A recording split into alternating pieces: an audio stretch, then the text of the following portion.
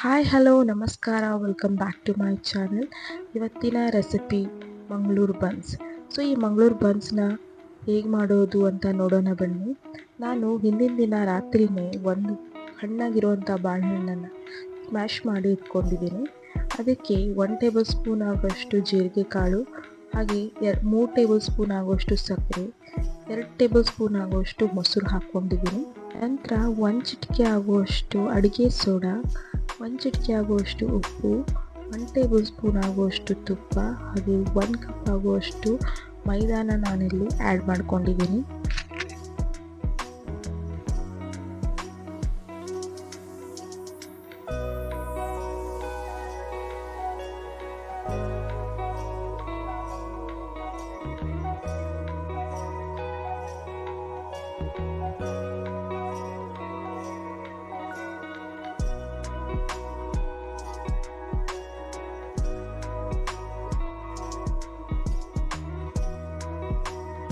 ಮೈದಾ ಹಾಕಿದ ತಕ್ಷಣ ನಾವು ಚೆನ್ನಾಗಿ ಮಿಕ್ಸ್ ಮಾಡ್ಕೋಬೇಕು.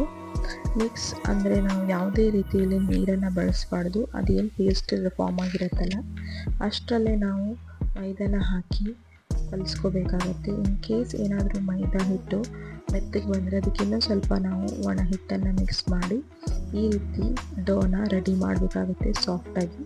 ಅದನ್ನು ನಾವು 4 ರಿಂದ 5 ಅವರು ನೆನೆ ಇಡಬೇಕಾಗುತ್ತೆ.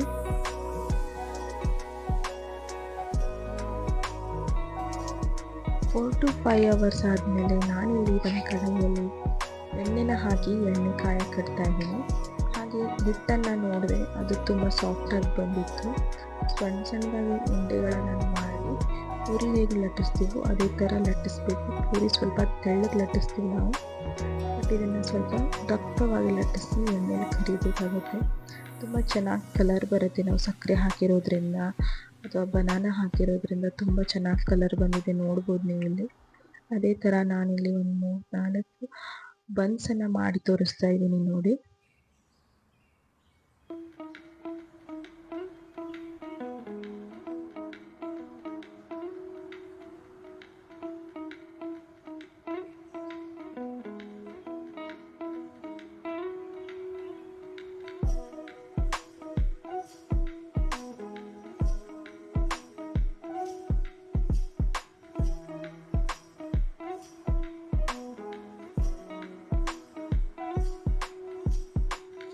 ಬನ್ಸು ರೆಡಿಯಾಗಿದೆ ನೋಡಿ. ಈ ಬನ್ಸು ನೀವು ಬೆಳಗ್ಗೆ ಬ್ರೇಕ್ಫಾಸ್ಟಿಗಾದರೂ ಮಾಡ್ಕೋಬೋದು ಅಥವಾ ಈವ್ನಿಂಗ್ ಸ್ನ್ಯಾಕ್ಸಿಗಾದರೂ ಮಾಡ್ಕೋಬೋದು. ಇದನ್ನು ನೀವು ಕಾಯಿ ಚಟ್ನಿ ಅಥವಾ ವೆಜಿಟೇಬಲ್ಸ್ ಸಾಗು ಜೊತೆನೂ ನೀವು ಸೇವಿಸ್ಬೋದು. ನೋಡಿದರೆ ನನ್ನ ರೆಸಿಪಿ ನಿಮಗೆ ಇಷ್ಟ ಆಗಿದರೆ ಒಂದು ಲೈಕ್, ಶೇರ್ ಮತ್ತು ಕಾಮೆಂಟ್ ಮಾಡಿ. ಮತ್ತು ಇನ್ನೂ ಯಾರಾದರೂ ನನ್ನ ಚಾನಲ್ನ ಸಬ್ಸ್ಕ್ರೈಬ್ ಮಾಡದೆ ನೋಡ್ತಿದ್ರೆ ಪ್ಲೀಸ್ ಸಬ್ಸ್ಕ್ರೈಬ್ ಮಾಡಿ. Thank you for watching.